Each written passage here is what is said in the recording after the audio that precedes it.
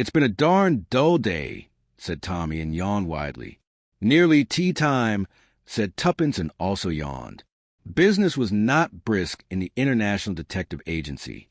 The eagerly expected letter from the ham merchant had not arrived, and bona fide cases were not forthcoming.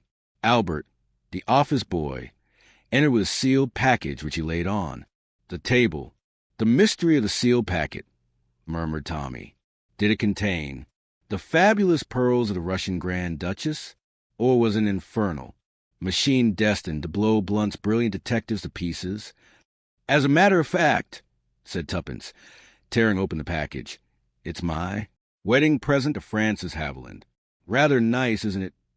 Tommy took a slender silver cigarette case from her outstretched hand, noted the inscription engraved in her own handwriting, "Frances from."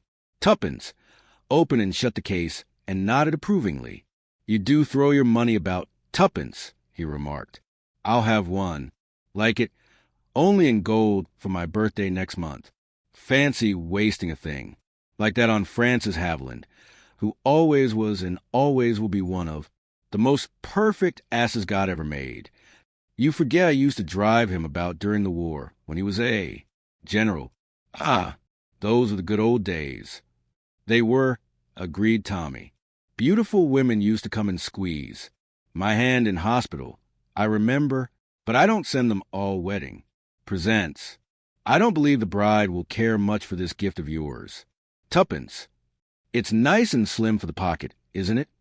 said Tuppence, disregarding his remarks. Tommy slipped it into his own pocket. "Just right," he said approvingly. "Hello, here is Albert with the Afternoon Post. Very possibly the Duchess of Perthshire is commissioning us to find her prize peak." They sorted through the letters together. Suddenly Tommy gave vent to a prolonged whistle and held up one of them in his hand. A blue letter with a Russian stamp on it. "Do you remember what the chief said? We were to look out for letters like that." "How exciting," said Tuppence. "Something has happened at last. Open it and see if the contents are up to schedule. A ham merchant, wasn't it? Half a minute. We shall want some milk for tea. They forgot to leave it. This morning. I'll send Albert out for it." She returned from the outer office, after dispatching Albert on his errand, to find Tommy holding the blue sheet of paper in his hand. "As we thought, Tuppence," he remarked. "Almost word for word what the chief said." Tuppence took the letter from him and read it. It was couched in careful, stilted English, and purported to be from one, Gregor Fyodorsky, who was anxious for news of his wife. The International Detective Agency was urged to spare no expense in doing their utmost to trace her. Fyodorsky himself was unable to leave Russia at the moment owing to a crisis in the pork trade. "I wonder what it really means," said Tuppence thoughtfully, smoothing out the sheet on the table in front of her. "Code of some kind, I suppose," said Tommy. "That's not our business. Our business is to hand it over to the chief as soon as possible. Better just verify it by soaking off the stamp and seeing if the number 16 is underneath." "All right," said Tuppence. "But I should think dash." She stopped dead, and Tommy, surprised by her sudden pause, looked up to see a man's burly figure blocking the doorway. The intruder was a man of commanding presence, square-eye built, with a very round head and a powerful jaw. He might have been about 45 years of age. "I must beg your pardon," said the stranger, advancing into the room, hat in hand. "I found your outer office empty and this door open, so I ventured to intrude. This is Blunt's International Detective Agency. Is it not?" "Certainly it is." "And you are, perhaps, Mr. Blunt?" "Mr. Theodore Blunt." "I am Mr. Blunt. You wish to consult me?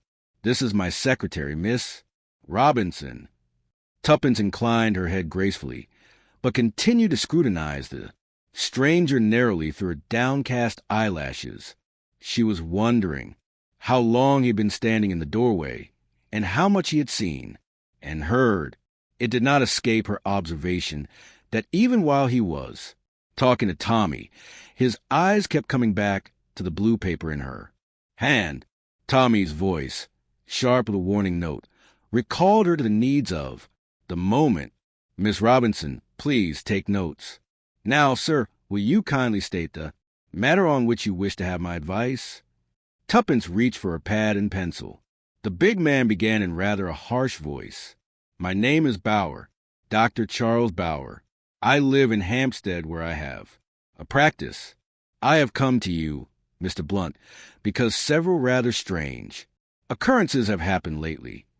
Yes, Dr. Bauer?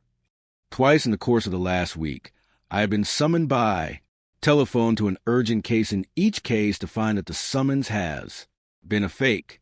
The first time I thought a practical joke had been played upon me, but on my return the second time, I found that some of my private papers had been displaced and disarranged, and I now believe that the same thing had happened the first time.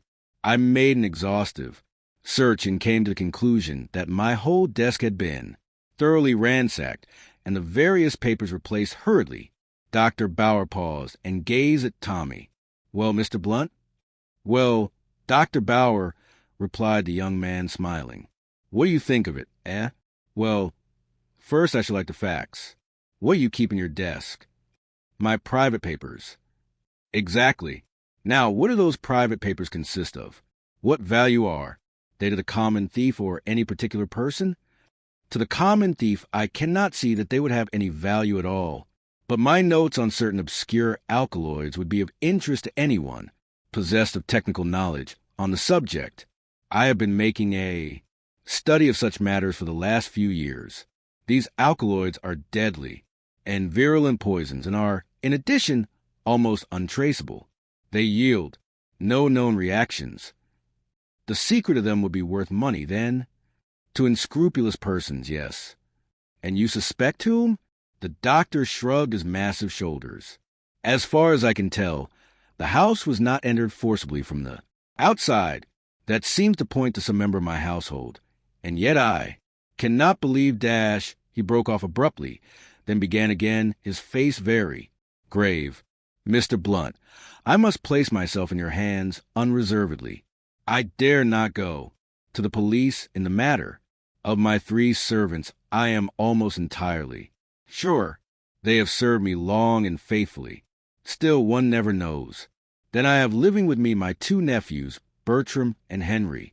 Henry is a good boy, a very good boy. He has never caused me any anxiety. An excellent, hard-working young fellow. Bertram, I regret to say, is of quite a different character, wild, extravagant, and persistently idle. I see, said Tommy thoughtfully. You suspect your nephew Bertram of being mixed up in this business. Now I don't agree with you. I suspect the good boy Henry. But why? Tradition. Precedent. Tommy waved his hand airily. In my experience, the suspicious characters are always innocent and vice versa, my dear sir. Yes, decidedly I suspect Henry. Excuse me, Mr. Blunt, said Tuppence, interrupting in a deferential voice. Did I understand Dr. Bauer to say that these notes on obscure alkaloids are kept in the desk with the other papers? They are kept in the desk, my dear young lady, but in a secret drawer, the position of which is known only to myself. Hence they have so far defied the search. And what exactly do you want me to do, Dr. Bauer? Asked Tommy. Do you anticipate that a further search will be made? I do, Mr. Blunt. I have every reason to believe so. This afternoon, I received a telegram from a patient of mine whom I ordered to Bournemouth a few weeks ago. The telegram states that my patient is in a critical condition and begs me to come down at once. Rendered suspicious by the events I have told you of, I myself dispatched a telegram prepaid to the patient in question and elicited the fact that he was in good health and had sent no summons to me of any kind. It occurred to me that if I pretended to have been taken in and duly departed to Bournemouth, we should have a very good chance of finding the miscreants at work. They already will doubtless wait until the household has retired to bed before commencing operations. I suggest that you should meet me outside my house at 11 o'clock this evening, and we will investigate the matter together. hoping, in fact, to catch them in the act. Tommy drummed thoughtfully on the table with a paper knife. Your plan seems to me an excellent one, Dr. Bauer. I cannot see any hitch in it. Let me see, your address is Dash. The Larches, Hangman's Lane, rather a lonely part, I am afraid. But we command magnificent views over the heath. Quite so, said Tommy. The visitor rose. Then I shall expect you tonight, Mr. Blunt, outside the Larches at, shall we say, 5 minutes to 11 to be on the safe side. Certainly, 5 minutes to 11. Good afternoon, Dr. Bauer. Tommy rose, pressed a buzzer on his desk, and Albert appeared to show the client out. The doctor walked with decided limp, but his powerful physique was evident in spite of it. An ugly customer to tackle, murmured Tommy to himself. Well, Tuppence, old girl, what do you think of it? I'll tell you in one word, said Tuppence. Clubfoot. What? I said clubfoot. My study of the classics has not been in vain. Tommy, this thing's a plant. Obscure alkaloids, indeed, I never heard a weaker story. Even I did not find it very convincing, admitted her husband. Did you see his eyes on the letter? Tommy, he's one of the gang. They got wise to the fact that you're not the real Mr. Blunt, and they're out for our blood. In that case, said Tommy, opening the side cupboard and surveying his rows of books with an affectionate eye, our role is easy to select. We are the brothers Oakwood, and I am Desmond, he added firmly. Tuppence shrugged her shoulders. All right, have it your own way. I'd just as soon be Francis. Francis was much the more intelligent of the two. Desmond always gets into a mess, and Francis turns up as a gardener or something in the nick of time and saves the situation. Ah, said Tommy, but I shall be a super Desmond when I arrive at the Larches Dash. Tuppence interrupted him unceremoniously. You're not going to Hampstead tonight. Why not? Walk into a trap with your eyes shut. No, my dear girl, walk into a trap with my eyes open. There's a lot of difference. I think our friend Dr. Bauer will get a little surprise. I don't like it, said Tuppence. You know what happens when Desmond disobeys the chief's orders and acts on his own. Our orders were quite clear, to send on the letters at once and to report immediately on anything that happened. You've not got it quite right, said Tommy. We were to report immediately if anyone came in and mentioned the number 16. Nobody has. That's a quibble, said Tuppence. It's no good. I've got a fancy for playing a lone hand. My dear old Tuppence, I shall be all right. I shall go armed to the teeth. The essence of the whole thing is that I shall be on my guard, and they won't know it. The chief will be patting me on the back for a good night's work. Well, said Tuppence, I don't like it. That man's as strong as a gorilla. Ah, said Tommy, but think of my Blue Nose automatic. The door of the outer office opened, and Albert appeared, closing the door behind him. He approached them with an envelope in his hand. A gentleman to see you, said Albert. When I began the usual stunt of saying you were engaged with Scotland Yard, he told me he knew all about that. Said he came from Scotland Yard himself, and he wrote something on a card and stuck it up in this envelope. Tommy took the envelope and opened it. As he read the card, a grin passed across his face. The gentleman was amusing himself at your expense by speaking the truth, Albert, he remarked. Show him in. He tossed the card to Tuppence. It bore the name Detective Inspector Dymchurch, and across it was scrawled in pencil dash, a friend of Marriott's. In another minute, the Scotland Yard detective was entering the inner office. In appearance, Inspector Dymchurch was of the same type as Inspector Marriott, short and thick-set, with shrewd eyes. Good afternoon, said the detective breezily.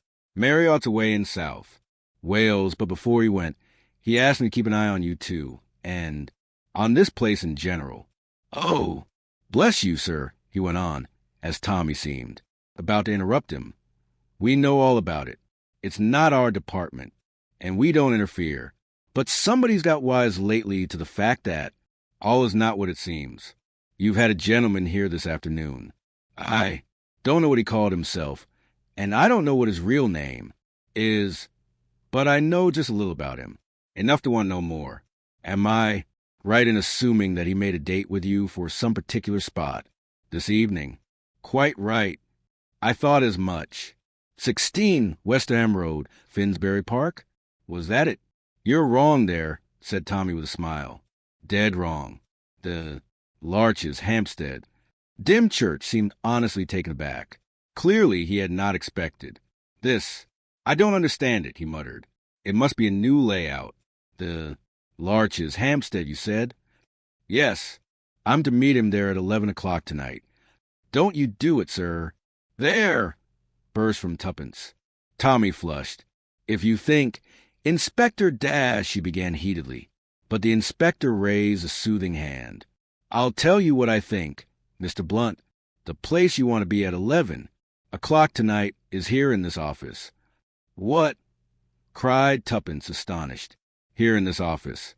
Never mind how I know departments overlap. Sometimes, but you got one of those famous blue letters today. Oh, what's his name is after that. He lures you up to Hampstead, makes quite sure of your being out of the way, and steps in here at night when all the building is empty and quiet to have a good search round at his leisure. But why should he think the letter would be here? He'd know I should have it on me or else pass it on. Begging your pardon, sir, that's just what he wouldn't know. He may have tumbled to the fact that you're not the original Mr. Blunt, but he probably thinks that you're a bona fide gentleman who's bought the business. In that case, the letter would be all in the way of regular business and would be filed as such. I see, said Tuppence. And that's just what we got to let him think. We'll catch him red. Handed here tonight. So that's the plan, is it? Yes. It's the chance of a lifetime. Now, let me see, what's the time? 6 o'clock. What time do you usually leave here, sir? About 6. You must seem to leave the place as usual. Actually, we'll sneak back to it as soon as possible. I don't believe they'll come here till about 11, but of course they might.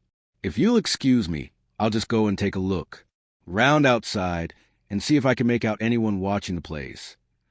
Dymchurch departed, and Tommy began an argument with Tuppence. It lasted some time and was heated and acrimonious.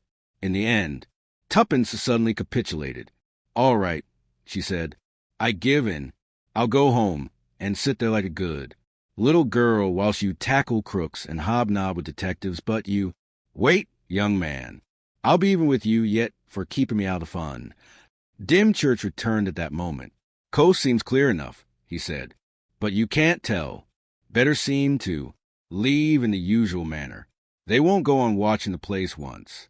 You've gone. Tommy called Albert and gave him instructions to lock up. Then the four of them made their way to the garage nearby where the car was usually left. Tuppence drove and Albert sat beside her. Tommy and the detective sat behind. Presently, they were held up by a block in the traffic. Tuppence looked over his shoulder and nodded. Tommy and the detective opened the right-hand door and stepped out into the middle of Oxford Street. In a minute or two, Tuppence drove on.